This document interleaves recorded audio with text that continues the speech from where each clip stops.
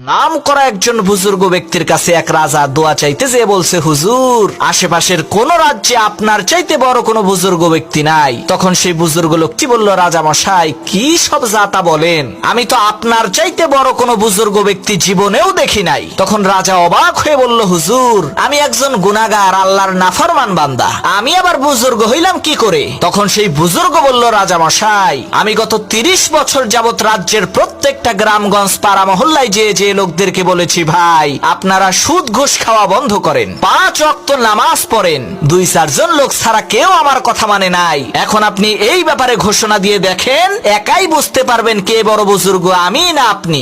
বুজুর্গ লোকটির কথা মতো রাজামশাই ঘোষণা করলো, কেউ আর সুদ খেতে পারবে না, 1 ওয়াক্ত নামাজ কেউ কাজা করতে পারবে না। দেখা গেল তার পরের দিন থেকে কেউ আর সুদ ঘুষ খায় না, নামাজও বাদ দেয় না, কারণ হুকুম দিয়েছে রাজা, না মানলে খাইতে হবে সাজা।